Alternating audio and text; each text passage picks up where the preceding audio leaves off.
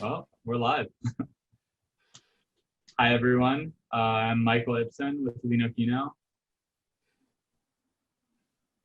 And I'm Marcus from Lino Kino, and this is we're here to discuss with John Muse a film called Duet, which just recently premiered. Yeah, and Lino Kino is a media arts collective based in Philadelphia.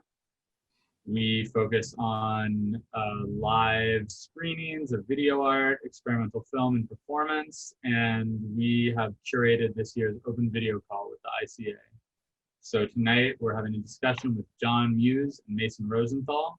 John and Mason, would you like to introduce yourselves? Hi, my name is John Muse. I teach at Haverford College. I'm an artist and a writer.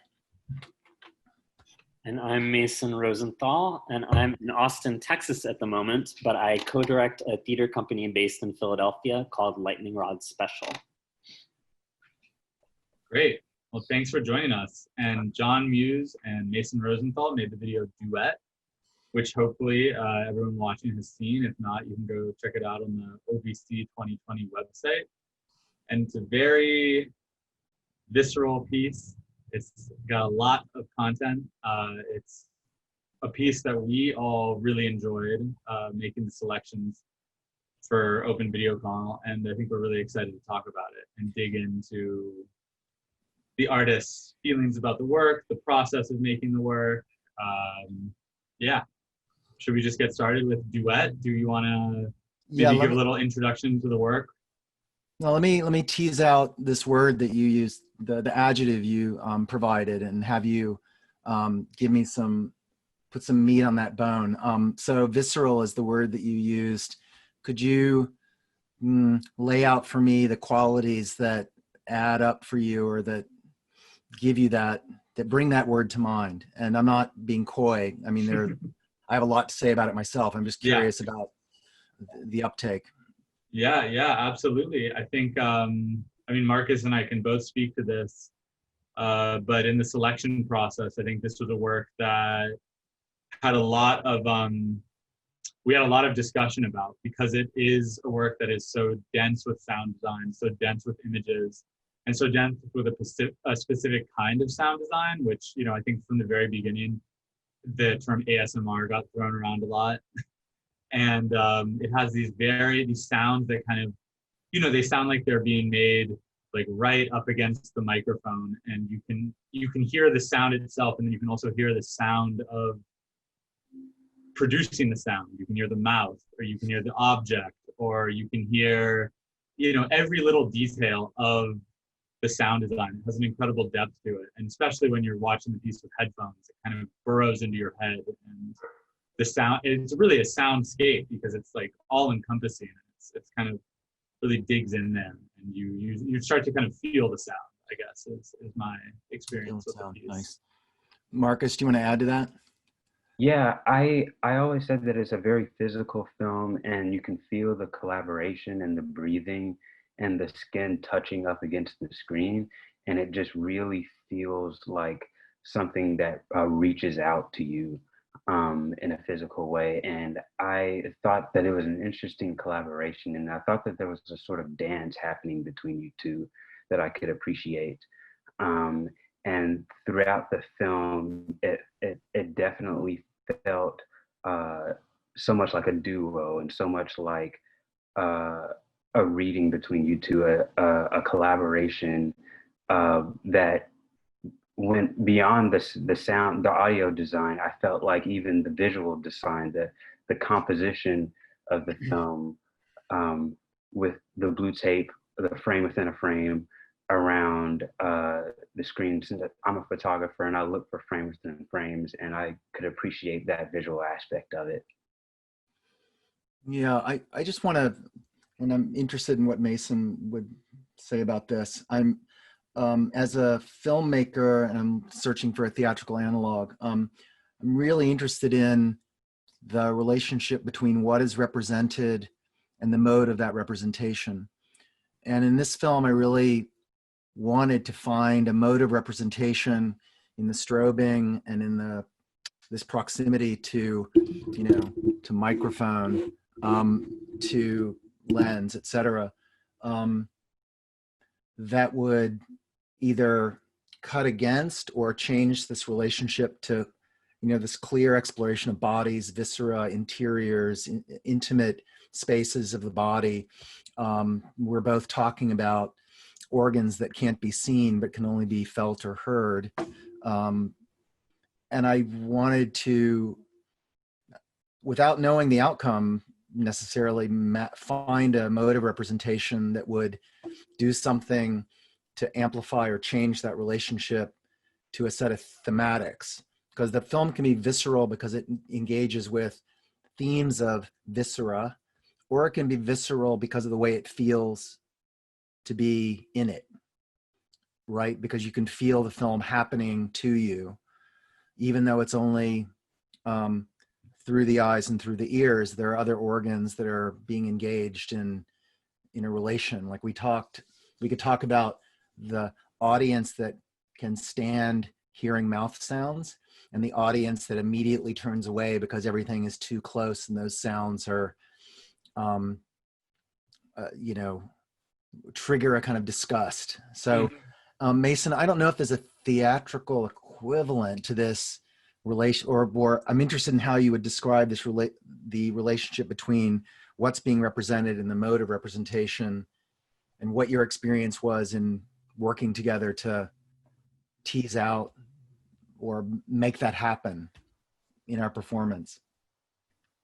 I'm not sure that this is exactly what you're talking about, but I was just thinking about just all the different things we did together. I know we had talked about sharing some of that today, but as Marcus, as you were talking about like feeling the duet and the partnership of me and John, I was just thinking about how that was actually sort of built up by all these various things that we did, the two of our bodies pushing against each other or pressing our faces against glass together.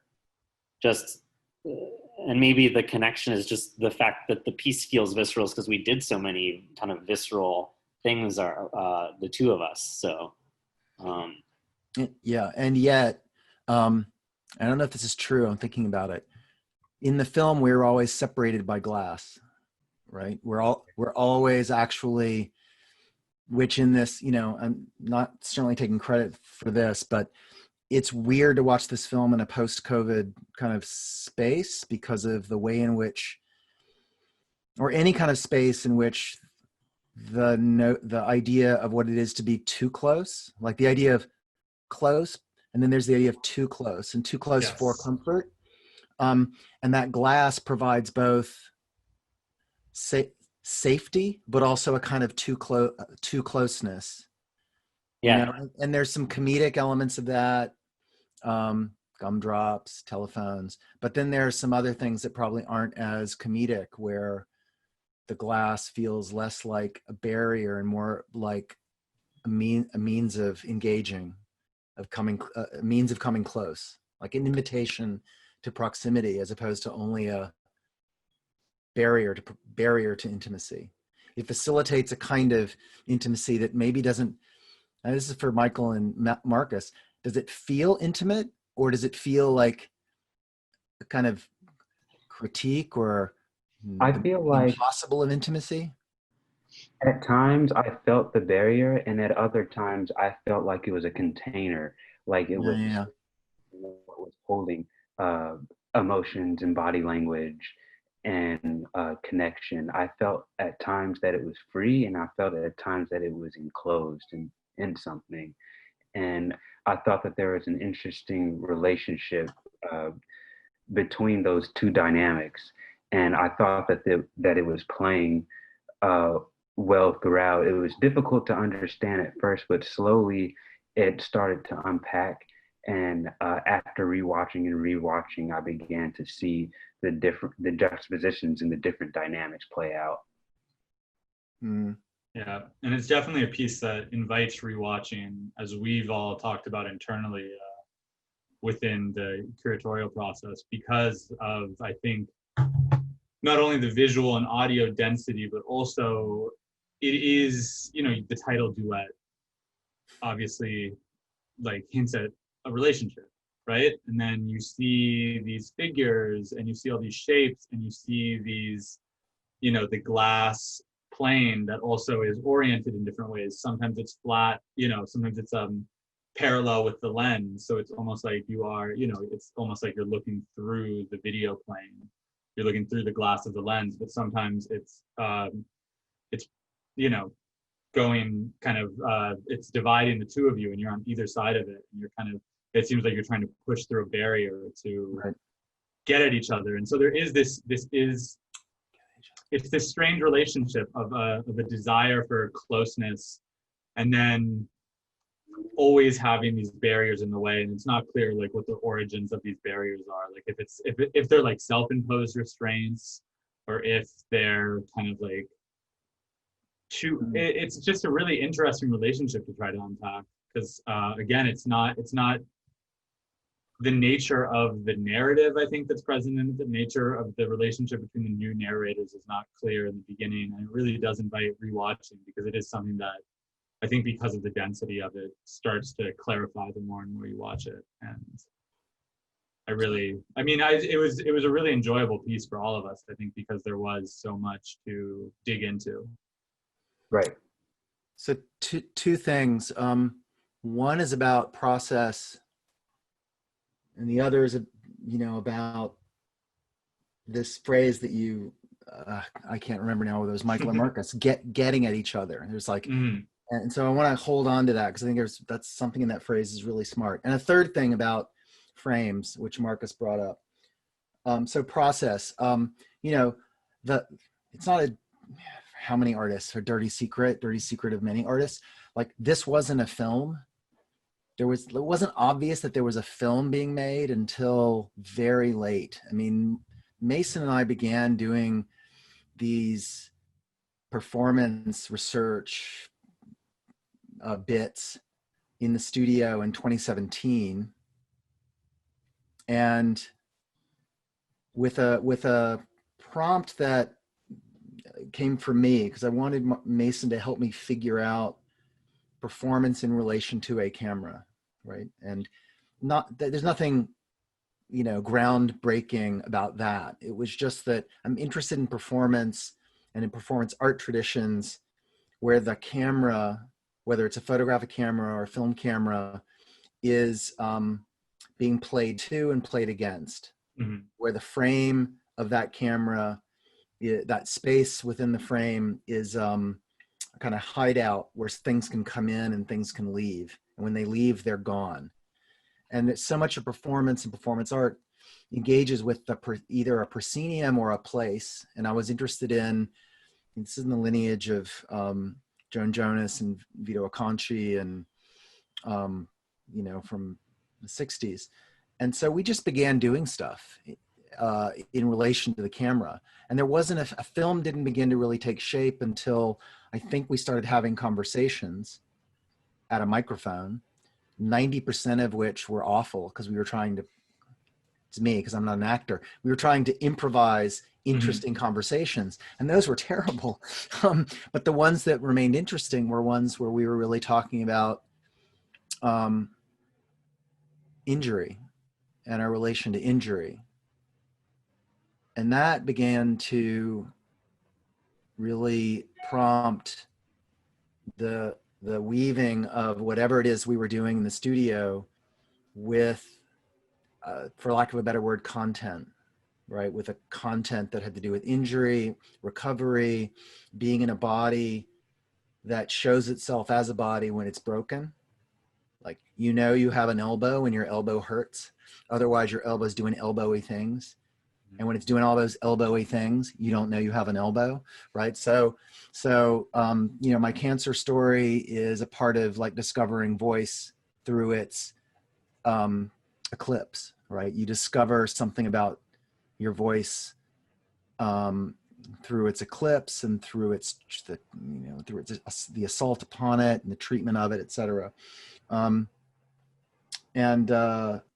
something I didn't get into the film that Mason said to me that I thought that remains really smart, and he's gonna have to repeat it, but it's something like injury is the meeting of habit and Yeah, this is from my mentor, George Russell, a dancer and chiropractor, bioworker, that injury is the meeting of habit with an unfortunate event. So even if you're in a car crash, you know, it's an unfortunate event, but the way you habitually use your body is going to determine what gets injured in that unfortunate event. You know, the parts of your body that you habitually rely on in that moment. So yeah, I remember that. That was. So that was a kind of hidden proverbial something that was in the background Yeah. of our work together. And then I thought about it a lot, not in any thematized way. It was just always sort of circulating in the way this piece gets made. So, you know, there are some things that look habitual, like being on the phone or chewing gum, but then there are the ways that those are being treated and shaped that are not habitual, like they're made strange through this relationship to camera, a deliberate relationship to a viewer, a spectator. So the piece glides in and out of the habitual and the extraordinary, or the broken and perverse in some way that always sort of leads back perhaps to that little bit of wisdom.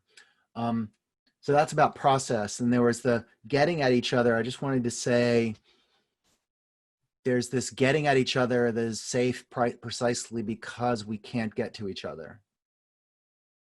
Like, and so negotiating, creating a mode of intimacy that engages with constraint, right? That's produced by the constraint, like that sheet of glass, which if you've looked, you know, I shared with you both, like a lot of cutting room floor material, to use a metaphor that's not really appropriate, like the research is.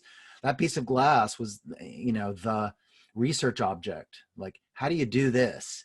And just as, you know, to share with both of you, if you ever want to work on two sides of a sheet of glass where it's perpendicular to the camera, do not try to put the camera on an independent tripod and shoot at the edge of a piece of glass. You've got to attach the camera to the glass, because there is no way to keep that glass from moving. And if it moves at all, everything is destroyed about that space. It becomes literal instead of a kind of verging on abstraction. So, you know, there's some terrible footage where the glass is something we're just holding. You know, we're just sort of holding it and it's moving. And it's like, okay, it's interesting as performance, maybe, but because of what it felt like to do, but it starts failing at being an image, because other things start to get into it. And this third thing, and then I'm going to stop for a minute and you guys can redirect, from Marcus about framing. So that sequence of the blue tape, which produces a frame within a frame, it's really interesting that you pull that out as a kind of metaphor for needing to give shape to something. Because I think the whole piece, you know, as a whole, is about giving shape, you know, forcing something into a shape so that can be held and then viewed. And I think that's a metaphor for the way narrative works. I mean, I think the stories that I tell about, you know, my cancer journey, so maudlin or something, injury stories, they're a way of giving shape and holding the trauma, holding injury, like giving it a kind of form so that it can be considered and one can take one's distance. So that blue tape is one sort of visual trope that either succeeds or fails, probably fails, at holding everything at bay, like keeping everything within the frame, right? Like, so the frame is strong. Can the frame hold it and keep things from invading? It's a fantasy of bodily integrity. Like, nothing's going to get in, nothing's going to hurt me, nothing's going to injure me, because I am a, you know, sovereign, rock solid entity, impermeable to others. And I think the piece as a whole is exploring that position, that idea, that notion of bodily integrity. That's a great way to think about it. The glass plane too being that impassable barrier, which is, you know, kind of a impossible way that your body could be if it were, you know, indestructible and impregnable, and nothing could get in and affect it in any way. Nice. So you have, and I really love the image of the perpendicular pane of glass too. And I did want to ask you, just as a technical point, so you said you attached the glass to the camera. Was there any editing that was done to bring those two images together, or is that shot completely, is that how it appeared out of the camera? Because it almost feels like you can tell there's a division there because of the way your faces are pressing into it, but the actual the presence of the pane of glass, I mean, it's kind of like it's a very dematerialized barrier. It seems like there's something there that's, you know, it's almost like a force field that you're pressing into. You know, so the editing story, I mean, I cheat a lot, but I don't cheat the integrity of the physical setup, meaning that it became clear that I needed to clamp the camera right to the glass. Yeah. And then I had to bring the lens, you know, the lens of the camera right up to the edge of the glass, right? No, like maybe, I don't think there was any distance, maybe a quarter inch. So if the glass moved, the camera moved with the glass. Yeah. And if you look at some of the footage, you can see maybe the background move, because you'll see that, because we're putting pressure on that glass, and that means the glass is going to move. I couldn't lock it down with, you know, with more than some boards and tape and shit. And it's just not, it's not, you know, not Avengers quality. Yeah. No, but it's fantastic. I mean, I thought it was a composite shot when I first viewed it. So that's thank you. There's some cheating. Cool. I mean, I also then play with right left a little bit by using the strobing and some of the frame randomization algorithm that I created to create some vibratory, you know, pressure around that central art line. Yeah, I mean, this is when I want to show some of that stuff, but for the edification of the audience. But I'm going to assume that everybody who is on this chat has seen the film and they can make those inferences.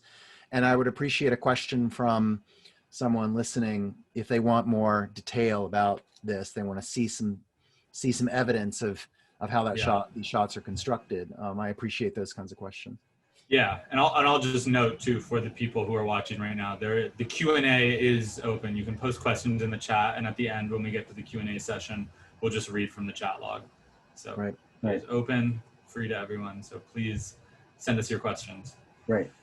And I'm interested in if there were different lenses used, like different focal lengths, if that made a difference, because for some of the shots, they were really close. It seems like possibly 90 millimeters or 100 millimeters. Marcus, I really hate to disappoint you, but all of that was shot with this camera, which is a Panasonic LX10, which is a crappy camera, actually. I mean, because it gets dirty really quickly. I've had to have it cleaned a couple of times. Crap gets into the lens, but this is the camera. And it was easy then, because it's so light, to really mount it using you know, using a tripod head, but I now have a much better camera. I did buy, you know, a DSLR because I needed some 4K footage for something I'm working on now. But this you know, this did the job, and I'm, you know, so I think the you know, I've been able to make this camera do a lot of good stuff. It's been very useful for years now. I just finally needed to grow up and put on my big boy pants with a serious camera. You can't do everything. Like I needed to, you know, make the manual controls in this camera take some time to get into, because they're menu driven, which means that if I want to lock down exposure and lock down focus, because there's a lot of fixed focus, I need to fix the focus really close to the edge of the glass, so that when we're sliding into, that's the wrong way. When we're sliding into the frame, focus is fixed at a plane and not floating, right? So, you know, all of my students have better cameras than I do. At least they used to. Now I have, now I have something that I can't complain about, but it's a good enough camera. The LX7s and LX5s are probably better than the LX10s. So that's the tech story. Mason, is there an equivalent to in theater when someone is asking how you did something, and then you get to say, "I did this with tape and spit"? No, I didn't have a blank and blank. Yeah, sure. All the best stage combat tricks end up being super simple. We put a little spot of blood on the wall, and I touch the thing and then smear it on my face. Yeah, maybe similar. That's good. Really interesting. I think since we've now broached the subject a little bit of theater as well. I think talking about the way that one of you being an artist who primarily works in video and one of you being an artist who primarily works in theater, how did that inform your collaboration and your creative partnership? I mean, obviously you each had unique things to bring to this project, but which aspects of Duet do you think are most rooted in video and which do you think are most rooted in theater? Mason, could you take that one first? Yeah. So my company and my kind of independent practice as an artist is in what's sometimes called devised theater, which is kind of like a catch-all phrase for lots of different ways of making theater outside of the model where a playwright writes a play and hands it to a director who then hands that script to a bunch of actors. So instead, Lightning Rod Special and in all my other work, I get together a bunch of artists and then we do a bunch of kind of on our feet experiments, improvisations, little assignments, sometimes writing assignments, but often kind of like creation assignments is the term we'll use. So we'll come up maybe with some rules or guidelines for what's kind of like a structured improvisation. Most people are familiar with, like sketch comedy, improvisation, and the skills transfer between those two forms, but I'll in devised theater, we're not necessarily looking for, just comedy. And so in my work with John, we did a lot of that. We'd sort of show up and John would have done a lot of thinking about that image and how to set up the video. And then the task would be for the two of us, John would sort of present me a lot of times with like a setup or some materials he wanted to play with. And then in conversation, the two of us would come up with what I'd call these like creation assignments. So what if the rules are, I have to get from this side of the room to the other side of the room, and you're going to use that plastic wrap that you have to keep me from doing that. And the goal is going to be, to get my eye right up in the camera. So kind of coming up with these structured improvisations very much comes from the world of physical theater and also kind of performance art, action-based kind of world that John also had some knowledge in as well. So theoretical knowledge, but no practical knowledge. And I think working with Mason meant that I had to put up or shut up about some of the ideas.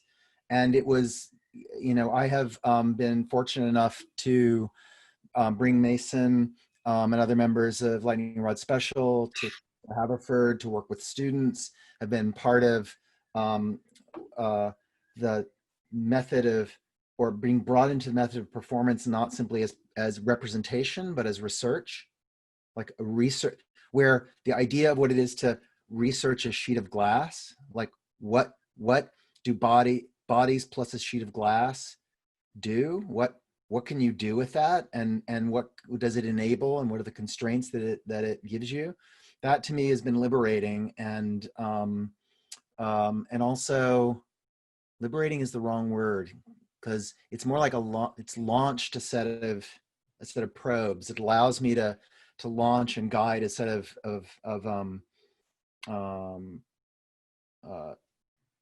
hungers for image making, right? Like it's not like liberating in the sense of being free to do anything. It's more like a very particular way of taking a few steps, seeing what happens, taking a few more. And a lot of the things that we did were, even though there were cameras involved, they were not camera ready. They weren't set up to be filmed. So that meant there was like some freedom in simply seeing what would happen. So I think that this is not really right, but in the Venn diagram, I think the world of I want to say divination, but that's the wrong word. In the world of devising that Mason comes from, one circle, and my interest in, I was trained as a photographer. And I've worked for years in experimental media and film. The intersection there is a kind of performance mode where documentation isn't the outcome, but suites of images and sounds are, and you do something with that. And that's both part of Mason's practice and it's part of mine. But when they're together, there's a certain kind of amplification that takes place. And I think we were able to do together things that I certainly wouldn't have done on my own, right? So it's the 1 + 1 = 3 kind of situation. And I think it's probably true for Mason, right? That this is something that we were able to do because we were working together, right? Mason, is that a fair representation? Yeah, definitely. Yeah. And then it was really exciting for me because we sort of did all this performance research stuff and then left the project, and I left Philadelphia, and then to see like the work that John had put in as an editor of sort of picking the images of all the research we had done and thinking about how to edit them together. And that was really exciting to sort of see what John was coming up with. Yeah, so there's the material that we created together, which, you both being artists and makers, you understand, like you just have this reservoir of material, and you ask yourself in the idiom, like, is there a film in here? And how and when? And it took a long time to find the film in this material. And there probably isn't one film. I mean, I could as easily have shared, like an Instagram, the 1 and 2 minute sequences, right? Because there are complete actions that we were able to perform using the rules that are very simple, like sheet of glass. I start at the front, you start at the back, you come forward towards the camera. When you arrive, I will go back. When I go back, you will then go back, and we'll both end up at the back. And that will take 2.5, 3 minutes. So I have all of those sequences. And then I think, then it's not like an editor. I don't think it's just an editor approaching the material. There's something that I wanted to explore with time and space, where I'm going to use some shorthand, randomizing sequences of like taking 2 minutes and creating an algorithm that allows me to randomize the frames, images and sounds, seeing what that feels like, thinking about the integrity of body and space that's being presented, how it feels like it's happening to me as a viewer.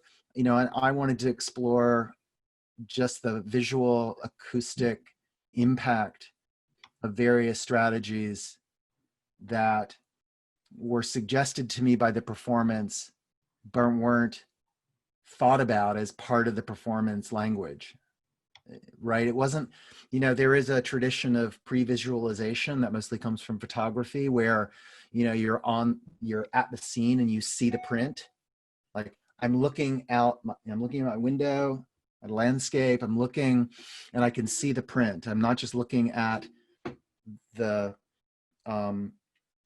something through the viewfinder. I am seeing it all the way to the print that I am going to make. There was a way in which some of this was pre-visualized. I knew what I wanted, but I was not pre-visualizing a film. The film arrives very late in this process. And I don't really know how to talk about, maybe you all can help me talk about the choices to make it harder to see things, make it hurt maybe as a viewer to see so much so quickly, to hide things within stroboscopic effects, to create rotational patterns that create optical illusions of movement. You know, all of that to me is a way of playing with this relationship between what is represented and how it's represented. And that's what took, you know, I think I said to Mason maybe half a dozen times in email, I'm going to show you something soon. And then that soon turned into months and maybe even years. Like it took a long time to find the film that was in that I was going to be happy with. Right, and that's interesting how you mentioned with photography, you see the print in the scene and you sort of pre-visualize a print and see it through. But with this process in this film and the way it worked is that there was no, the film organically grew out of something. And it was something that didn't have, it wasn't something that was completely written out beforehand. And I find that interesting because I felt like I was looking at, I felt when I paused the film, I got different feelings from when I was just looking at the flow of the film and actually feeling the physicality of the film in its flow state. And I thought that that was an interesting effect where if you pause it, there's something else to be to unpack when it's still, but when it's moving and when it's hard to see everything at once and hard to process everything at once in a fraction of a second. I thought that that was an interesting physical dynamic of the experience of watching it. Mason, I have a question for you, which is really, I hate the word, but it's the only word I have, the treatment of the image of performance, either how for you does that change your either recollection or the sense of what the performance was? And I'm just curious about the difference between what you see now and what maybe either the raw footage or what the experience might recall for you. Like, how does it amplify something that's already there? Does it create something brand new for you? Or is there another language that we should use to talk about it? Yeah, I think I'm still thinking about the same thing of the fact that we did so many things. So I feel like the treatment, because you're layering all these images and cutting between all these different actions, reminds me of that part of our process that, oh, there's the little bit from that one performance experiment we did, and there's a bit from another one. So in that way, the kind of collage and cutting between all these different images and the randomization that you used of the video footage does sort of remind me of the actual process of, oh, I see, which was like a real layered process where we'd show up, sometimes months apart or years later and do a totally separate thing to sort of see the layers of all the stuff we did together. Right. That something about the way that you edited together the footage reminds me, oh, this was actually multiple year-long process of little bits of things that we did. So would this be a good time to just show some stupid little thing that might give people listening a sense of what we're talking about in terms of absolutely. The exercises, because I think that also gave me seeing those gave me there was a whole new dimension to how I viewed the piece once I saw all the restraint exercises really. That's and things like that. I really kind of there's a lot more performativity that goes into sharing the screen. I mean, there are things that so all I'm going to do, everything I'm going to do is shove keep my butt on you. All right, wait, let me just, so that's how stupid it is. Like, I'm just going to try to keep my butt on you. Like, that's the rule. And the rule that's probably unstated is that Mason's job is to get to the camera, right? That's it. And this is this little room that now looks like is filled with crap. But it's hilarious to me.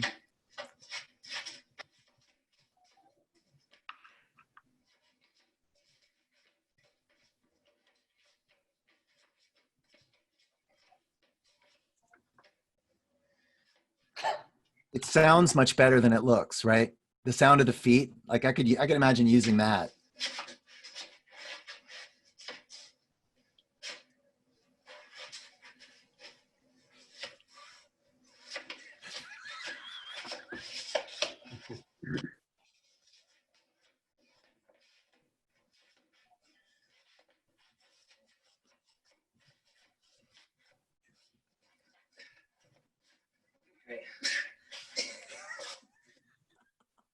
I mean, you know, super dumb. There's one that I almost used. There was a piece of footage that I think.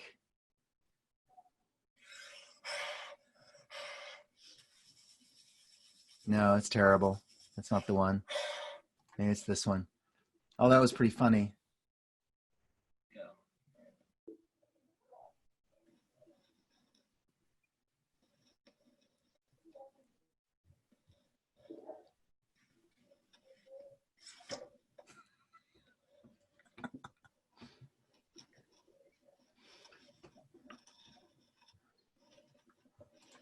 Yeah, you know, there's so many. There's a sequence that where we had a GoPro that was like trying to, you know, put on.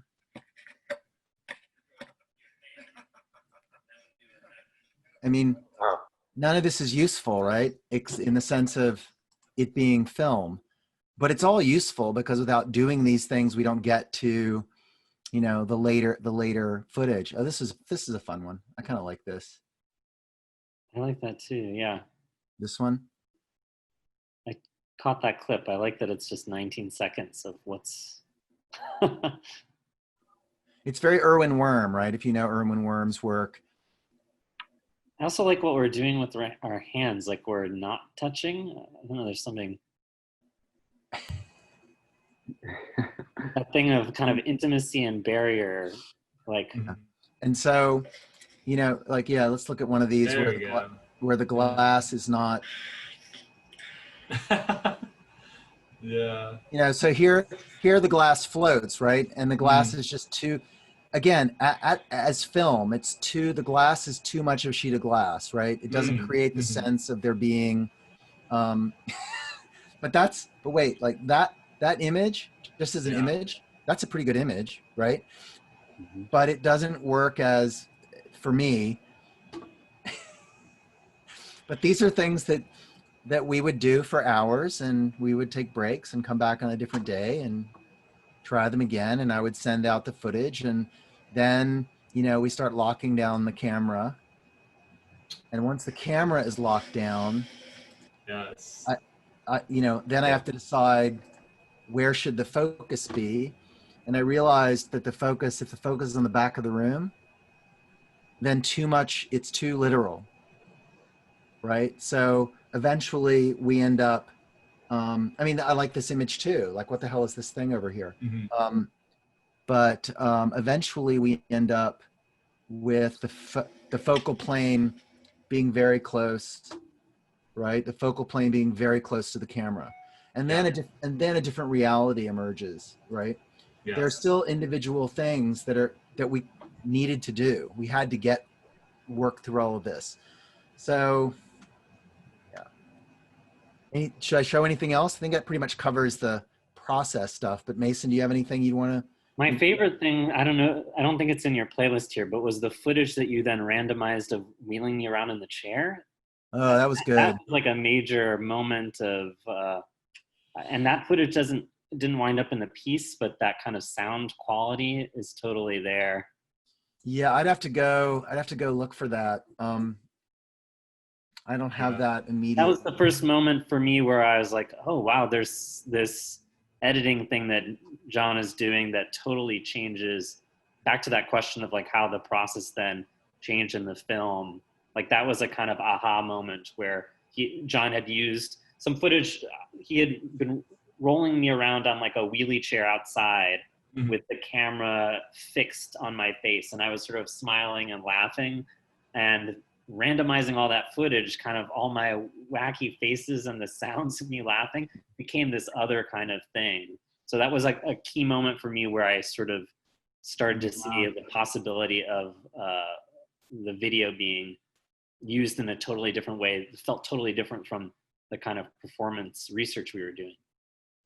I'm looking for it, but I don't think I have it. No, I don't think I can get it quickly. But it's interesting.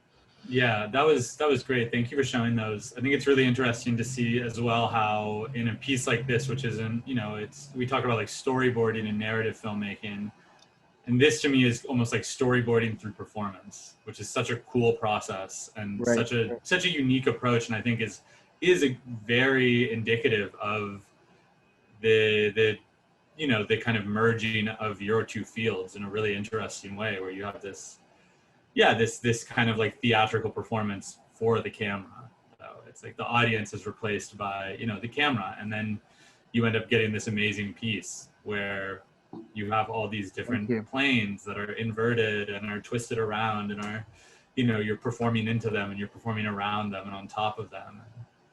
Yeah, it's I think seeing that source material is super enlightening.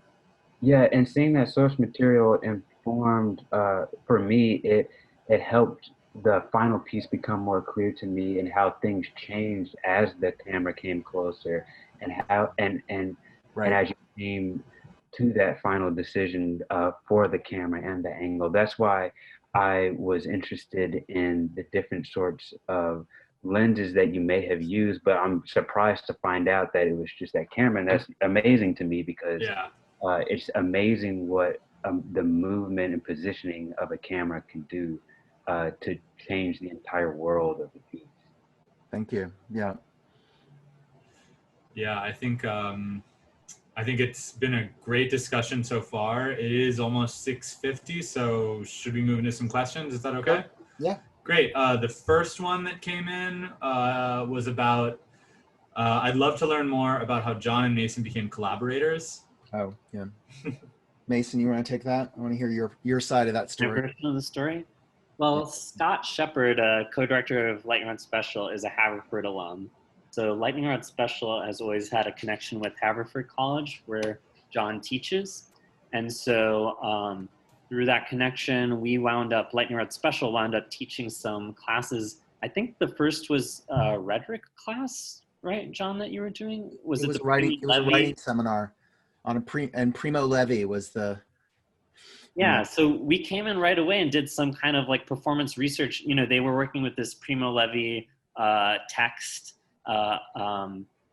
elemental periodic table. What is that? Periodic table, yeah. Periodic table. And so we did performance research, like very physical theater, Lecoq traditional, like we became the various elements. We studied Mercury, watched videos of it, and then tried to like put the quality of it in our bodies. And so we started doing performance research in John's class, and then John would invite us back to these other classes that he was doing, including one that was some video performance that you were working with your students. Yeah, and I have always loved teaching, and so I was often sort of part of those Lightning Rod Special guest artist teaching collaborations and working with John in those. And then John and I got to talking about doing some of our own stuff later, after a couple times of me coming in and visiting as a guest artist. I mean, we did that seminar together too. We went to Chicago and did a little kind of performance research seminar to talk about the kind of stuff we've been doing in class. So gradually our relationship changed from kind of guest artist coming into John's classroom space to collaborating more as teachers and then as artists creating original works. Yeah. A question from Hillary. Go ahead. That's great. Hi, sorry, go ahead. No, hi, Hillary. Go ahead. What's the question? Oh, yeah. So a question from Hillary for John. What was it like to claim your body as ill and curate and amplify that experience? How did pairing your experiences with those of Mason shift your desired inability to express? It's a good question. It's a hard question. I mean,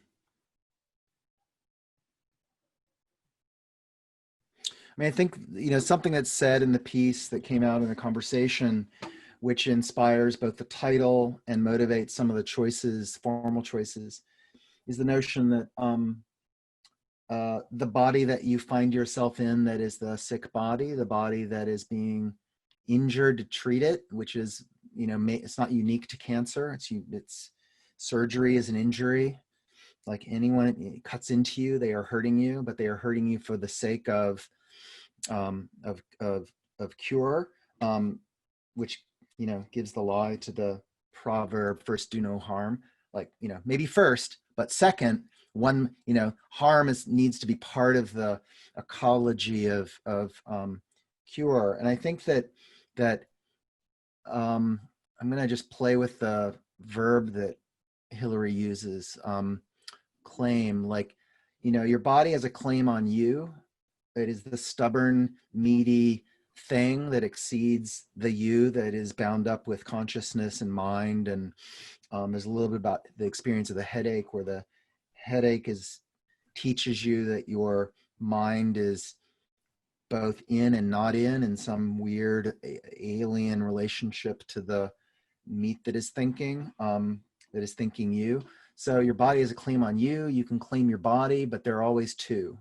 There's this inability, there's a kind of deep dualism that I think is kind of inexorable, that the film, I could only hope that the film might raise the question of, if you're in the room with yourself, how many people are really there? Is it one? Is it two? Is it a multitude? How many?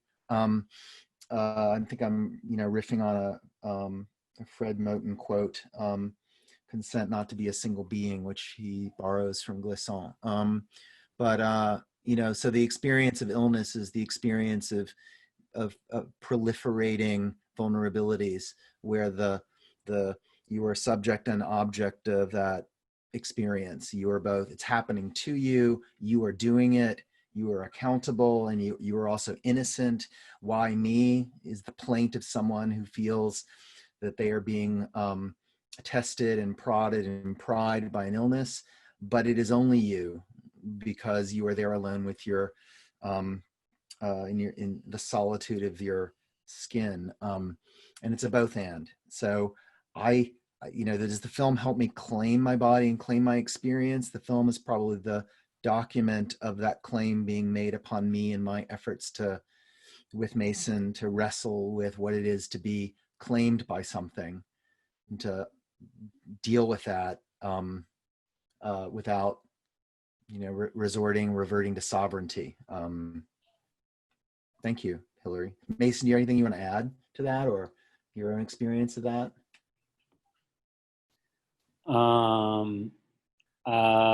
Just a small thing, I guess, that I remember when you first revealed to me that you were having these cancer treatments. It just became clear, like, oh, the performance work we're going to be doing is going to be a lot about that. I mean, I think you rejected that immediately. You were like, I think, I don't know, I have a vague idea of you saying, like, I don't even want it to be about that. But just knowing as a devised theater maker that, like, it so often happens that in this kind of work, whatever is happening with the creators and in the spaces that we're in, just everything ends up becoming part of the piece.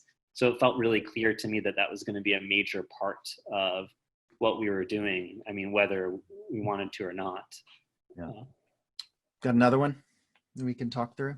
We do indeed.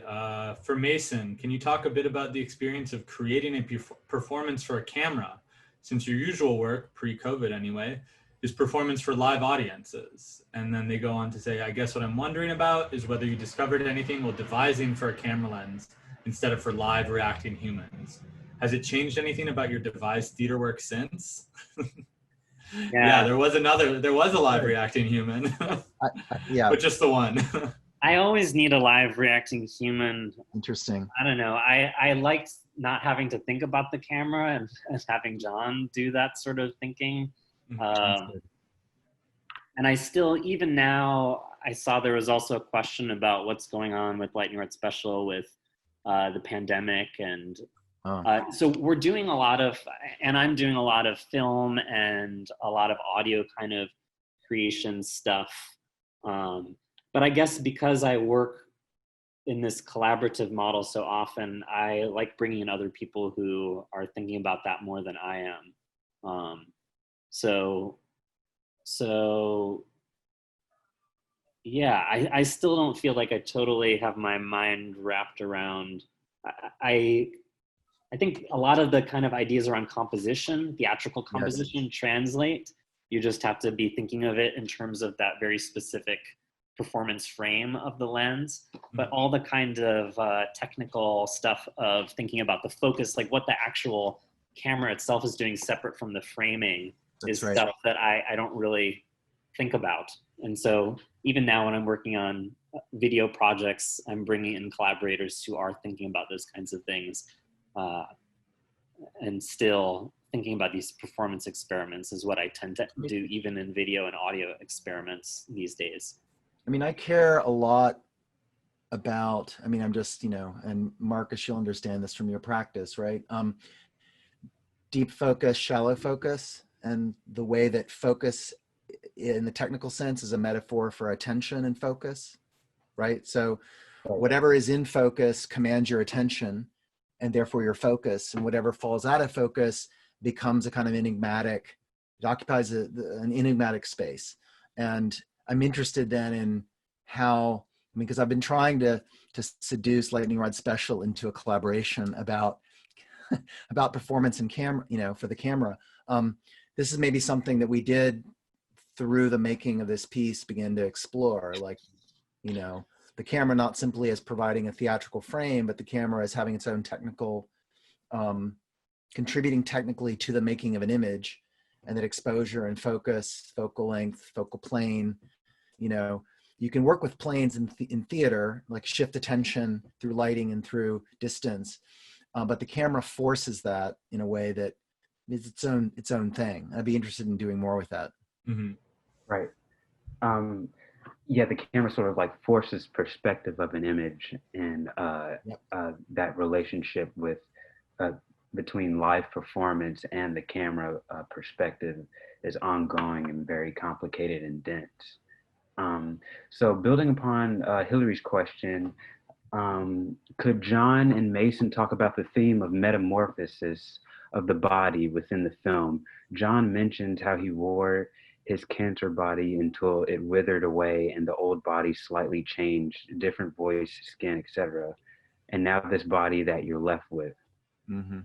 And Mason's discussion regarding his eye surgery and the use of muscle strain and ability to see differently post-surgery.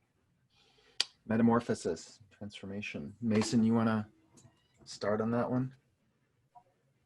I don't know. I'd have to think a little bit about it. I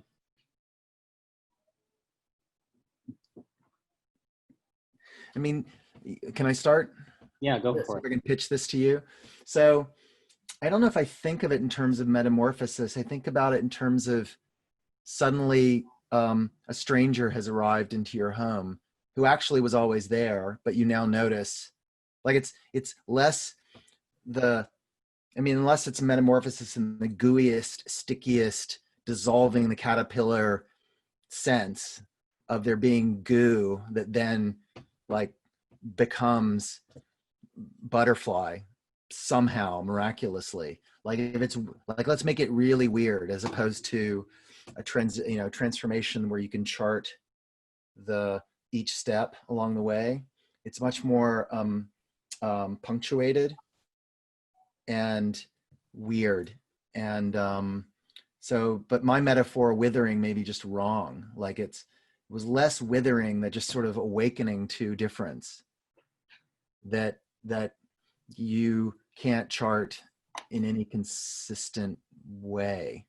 Because your attention was never, we're not creatures whose attentions are perfect, where we can chart moment by moment the path of difference.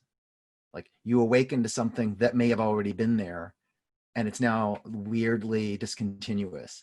So my experience is of a discontinuous transformation that can't be punctuated according to easy temporal registers, which is maybe why the randomization is like, I just need to mix the, I need to see what kind of new image and experience happens when time and space are mixed in these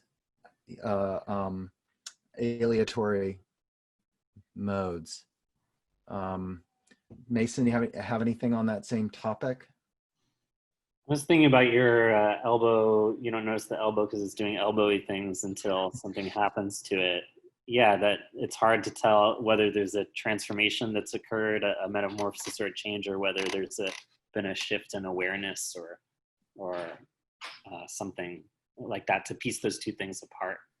Yeah, maybe we're also back to that proverb again, the meeting of habit and an unfortunate occurrence, right?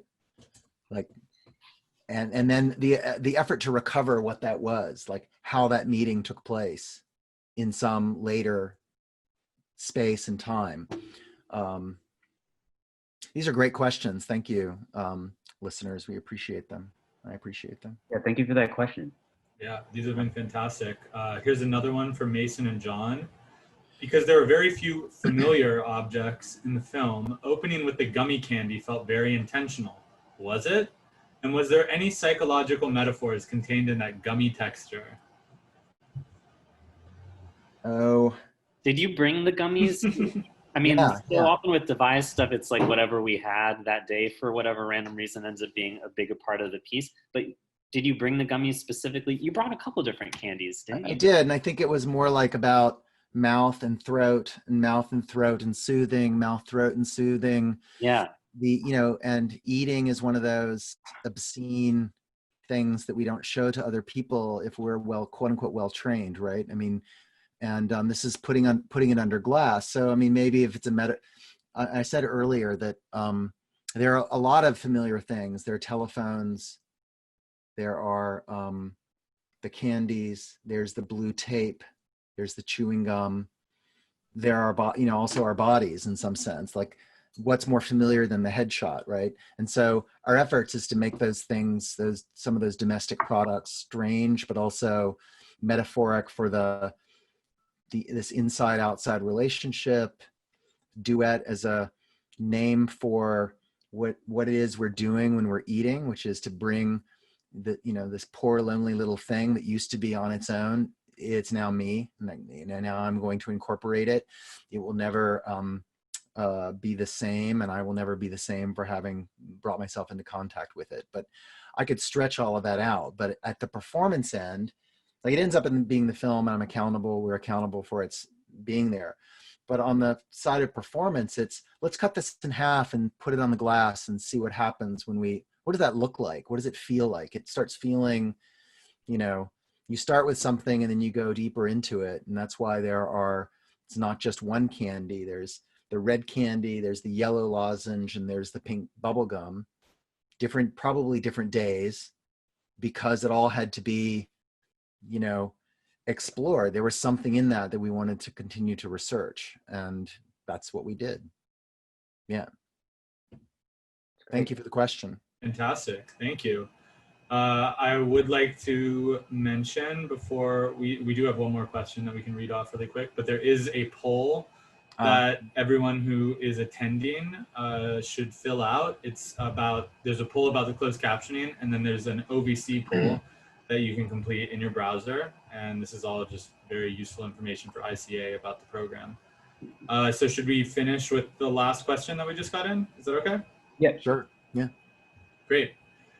I appreciate, following up on the metamorphosis image, I appreciate the way you offer the experience of suffering as something that is both grotesque, horrible, and grotesque funny at the same time. Oh, all right. Gooey flesh, sucking on gooey candy, etc. Your approach reminds me of the nature films of Jean Penlev. The organism as grotesque, sublime, humorous, banal, all in the same ooey gooey package. No question here, I guess. So that's but an interesting observation. Yeah. Yes. Yeah. I love. Sorry, Victoria. Related to Penlev. That's great. Thank you for that. Yeah. I mean, anyone who has gone through anyone who is anyone, doesn't everyone have some relationship to the ooey gooey, the abject, the things that come out of you that need to stay out, and the things that go into you that you want to like simply incorporate. And then all the things, actually Mason talks about this, all the things that shouldn't happen but do happen in your belly because the thing that you ate has to sit. What is that metaphor we use? It's not sitting well, or it's not settling. Yeah, As though the food that you're eating is a guest and it needs its place and it needs to settle in. And some things just don't settle in. And then is it about the food, or is it about your body that makes it inhospitable territory for certain guests? Like we're in Nietzschean territory now. Like, I want to be able to ingest everything, but being discriminating, knowing the difference between things that make me stronger and things that kill me, like that is real knowledge. The only knowledge that matters is the knowledge that can discriminate between the things that weaken and the things that strengthen. That's a terrible way to end. I don't want to end on that. I thought that was great. Yeah, I love the ooey gooey. It's a very evocative image. It reminds me of candy melting in cup holders in the summer. Oh, nice. In your parents' car. That's the thing. Nice. That's the red candy dissolving. That's immediately like the first thing that came to mind when I saw that image. Yeah, or the gum that you pull out of pants pockets, or the candies. Exactly. Yeah. They're always sort of, you turn the pocket inside out and you can see that it's started to penetrate. It's completely married to the fabric, and like, right. What are you going to do? Very good. Yeah. Inevitable messiness. Inevitable messiness. Yeah. All right. I think we've gone through all the questions. Sorry, what was that, Marcus? Oh, I was just seeing if there are any more questions. Yeah, I think we're getting close to our cutoff time. So if John or Mason, if you have any closing thoughts, this would be the time for them. If not, too, we can just do a little outro. I think I asked, this is a question that I have, as a maker, like you're always interested in the uptake, right? You're interested in like I have people close to me that have a hard time watching a film like this. And by like this, I mean, like I remember having a conversation with someone, a colleague who just wanted to know, I think was probing, like, why would anyone like this? And that was about the strobing. It was about the soundtrack, like what you've described as ASMR, the up closeness, how aggressive it is. And I'm just always interested in whether that is a barrier, either it's what constitutes the attraction, like, oh, this is crunchy and delicious in a way that it's happening at me and I'm there for that, or it's an obstacle to get through in order, like, okay, I have to deal with that. It's hard. I'm going to get through it because I care about the content. I care about some of the thematics. And I'd be interested in hearing maybe from you, Michael and Marcus, just how that played out for you and maybe the group in watching the film. Were the formal strategies an obstacle that you had to get through, or were they the attraction that then delivered, something on its own? For me personally, I think it delivered in the beginning something intense that was attractive to me, and I thought that it was one of the reasons why I liked the film was because it was a lot, was because it sort of hurt to watch.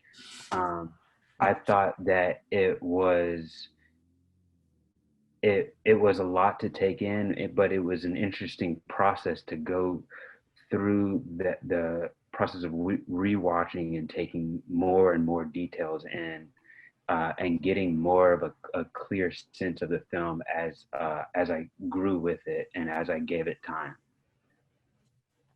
Understood. Michael? Yeah, I was definitely, I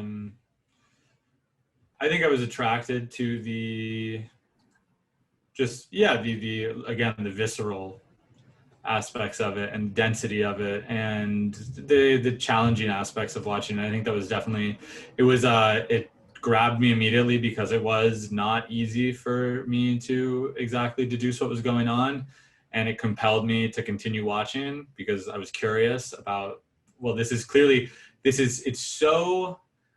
so much happening here, and yet it's clearly so carefully constructed because there's, it's literally constructed down to the single frame, everything is very purposeful, Right. but it is so fast and so dense that I want to understand the purpose behind this totally maximalist piece of art that I'm experiencing right now. Maximalist. Okay. Yeah.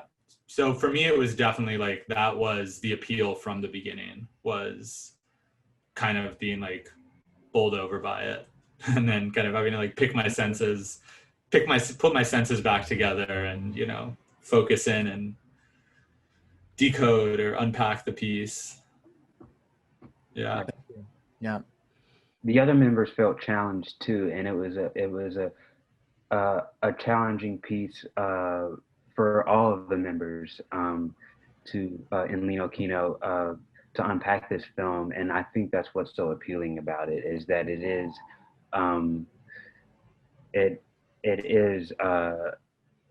direct in a sense that it pushes you to the edge, and it challenges you to take in the information that it's giving you. Absolutely. Thank you. Yeah, and thank you so much for joining us. I think this was a really enlightening discussion. Honor and a pleasure. And I'll say one more thing. Like, I am doubly honored because I feel like I may be the oldest person in the perhaps room for all of so that feels like, when the old is visible to the young, that feels amazing. So, thank you for that. I appreciate it. Yeah, absolutely. I mean, the piece resonated. I think it definitely went beyond any sort of like generational specificity. It just hits you. Yeah, for sure. Mm-hmm. Well, great. Thank you so much for joining us, everyone. I'm Michael, Ipsen, Marcus. Maddox. We're Muse. members of Lino Kino, and we're joined by John Muse and Mason Rosenthal. We've been discussing Duet, which is still visible on the ICA Philadelphia website. Next week, we will have Amy Freer and Iva Yos's video, Amy and Iva Group Incorporated, which will premiere on Monday the 31st. And then the discussion with them will be on Wednesday, September 2nd at 6 p.m. Eastern Time. So again, thank you very much, John and Mason, and thank you to everyone who attended. Thanks, everyone. Thank Really you. enjoyed it. Take care.